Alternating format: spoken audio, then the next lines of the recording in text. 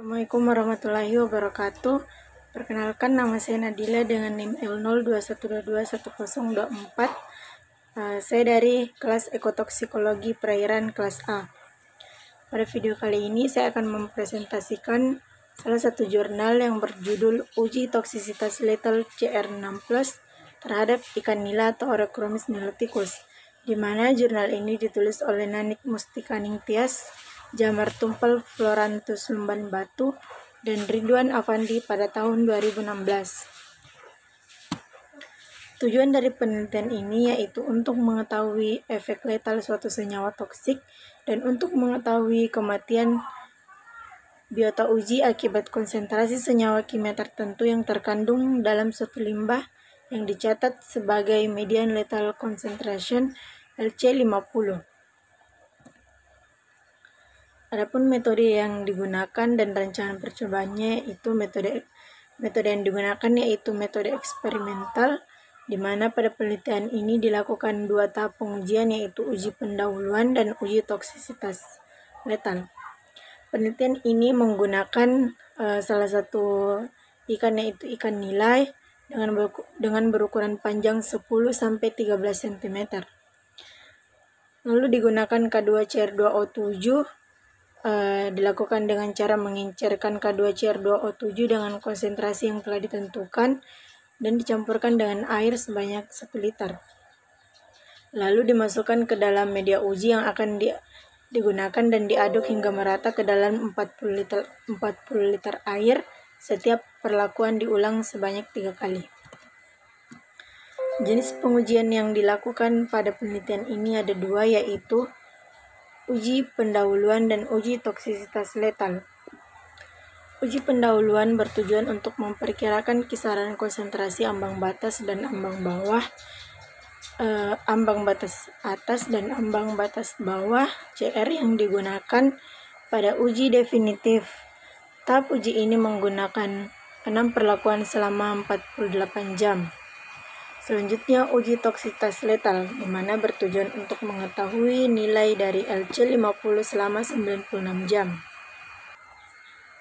Hasil dari pengujian tersebut, yang pertama pada uji pendahuluan. Pada uji pendahuluan pertama, konsentrasi tertinggi yaitu sebesar 36 ppm, di mana pada konsentrasi ini belum menyebabkan kematian pada hewan uji sebesar 50%, sehingga uji pendahuluan yang kedua akan diuji dengan konsentrasi kromium di atas 36 ppm. Pada uji pendahuluan kedua didapatkan konsentrasi sebesar 0 ppm sebagai kontrol, 45, 55, 65, 75, dan 85 ppm. Berdasarkan hal tersebut diketahui bahwa pada konsentrasi terendah sebesar 45 ppm dengan kematian hewan uji sebanyak 6 ekor, sedangkan pada konsentrasi tertinggi sebesar 85 ppm dengan kematian hewan uji sebanyak 20 ekor.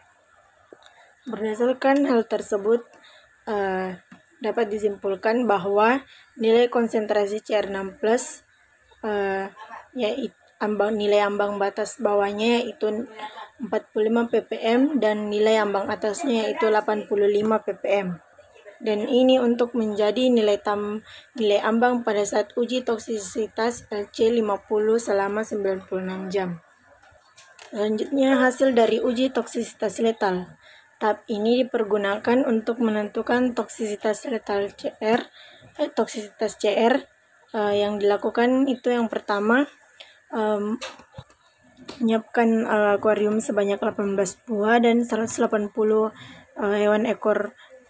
hewan yang akan diuji. Lalu masing-masing akuarium diisi sebanyak 10 ekor ikan.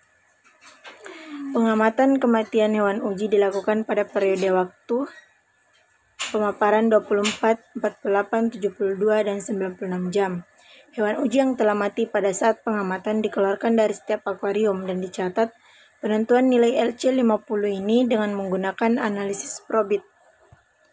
Konsentrasi yang digunakan pada uji toksisitas letal merupakan hasil dari perhitungan logaritma pada uji pendahuluan, di mana nilai N kecil yaitu konsentrasi ambang batas bawah sebesar 45 ppm dan nilai N besar yaitu konsentrasi ambang atas sebesar 85 ppm. nilai A, B, dan C itu diperoleh 52,8, 61,8, dan 72,5. Sehingga diperoleh konsentrasi untuk uji toksisitas letal 0 atau kontrol 45, 52,8, 61,8, 72,5, dan 85 ppm. Selanjutnya, efek letal CR6+ terhadap ikan nila. Tingkah laku ikan nila yang mati akibat terpapar CR6+ selama percobaan ditandai dengan operkulum ikan nila tersebut terbuka lebar, sering berada di permukaan air, berenang tidak teratur, dan mengalami mortalitas. Selain itu, permukaan kulit dari ikan nila nampak kemerahan sebagai akibat terpaparnya polilogam CR6+. Berbeda halnya pada ikan kontrol, tidak ditemukan iritasi pada kulit ikan nila.